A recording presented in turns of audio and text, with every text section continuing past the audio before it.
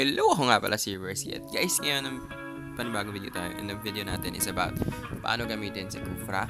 So, bago ang lahat, mag-subscribe kayo sa ating YouTube channel para ma-notify kayo every time nagagawa tayo ng Mobile Legends video, okay? And hindi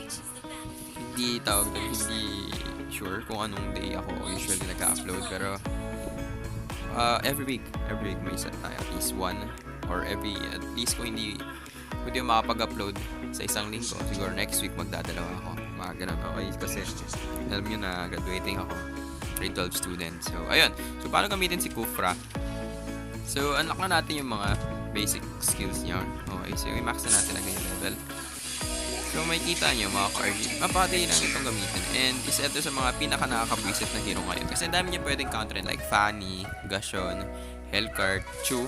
Yan talaga. And dahil na si Fanny talaga nakaka-counter yan. And lahat ng mga heroes may mga blink. Okay. So once na ginagamit ni Khufra yung second skill niya, ayan o, yung second skill.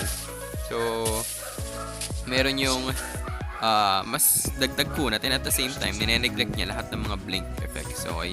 Yung mga blink na skills and even flicker, no, nakaka-cancel niya. So simulan natin dito sa ating first skill. No, yun lang kasi yung pinaka-highlight talaga. So yung first skill niya is ito, yung pakahaba ng range yan. So madali lang naman yan, okay? So kapag tumama yan, for sure may knock-up na mangyayari.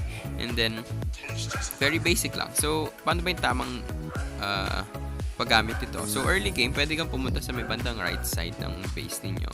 So most probably kasi since naka-mirror tayo, nasa left side naman pupunta yung kabilang team, which is magkakontrahan kayo ng position. Kasi kapag nagsabay kayo dito sa may right side or left side, pumunta ka sa left side, sinabayan mo sila, medyo mataas yung chance na hindi mo sila matamaan kasi nandun kay, alam mo yun, kasi yung angle ba.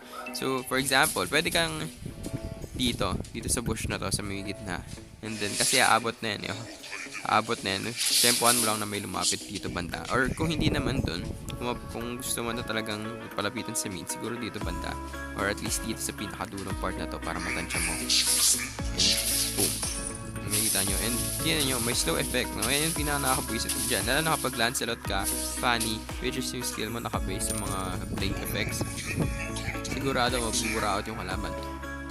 First skill, and then second, and then hanap ka ng tamang posisyon. Yung ulti niya is naro-rotate, okay? Hindi na siya yung basta pakat. So pwede mo itutok kung saan mo ba gusto ipakat yung ulti. So for example, gusto mo dito sa pader, maglagay tayo ng Layla dito. Ay! Na-leave ko. So yun, maglalagay tayo ng Layla dun. Ayun, mapapakat na yung ano ba yun, ang ob naman. So yun, mapapakat niya dun yung skill. So very basic lang naman. Yun na lang din naman yung last na tutorial. So kung yan, may Layla dun, gusto mo sa may bandang likuran. So most probably mas maganda kung may sa may bandang pader. And the best dyan is, for example, nandun sa may turtle lane or doon sa may lord lane, yung pinakaloob na yun, doon talaga yung pinaka-spot kung saan magandang set. Kaya yung ginagawa ni Rafflesia. Rafflesia is pinakamagaling na Khufra if I'm not mistaken. As Sun Sparks yun. So sinasabi na kapag gumamit daw siya ng Khufra is sure na. And napanood ko rin naman yung performance ni Rafflesia ng M1. Talaga namang nakita din naman ng buong mundo kung gaano nga talaga kagaling si Rafflesia pagdating sa paggamit ng Khufra. So ayun, sana gusto nyo yung video natin. Although na-leave ko, yun na lang din naman yung passive niya. Alam nyo naman na yung passive niya. So yun yung mga basic techniques. Summary lang, doon na tayo sa may bandang right side, magpa-first skill. And then pagkatama, second skill. And then tamang position lang, hanap ka ng kung saan mo sila ipapakat, then yun, ulti. Okay, so very basic lang naman itong gamitin. Hindi naman kailangan ng hindi mo siya ganun kakomplikado, okay? So ayun, spam ka na second skill and tamang timing lang ng first skill. So yan, hanggang sa muli. Ako si Rersky, pasensya na leave ko ng obob, no? So ayun, Booyah!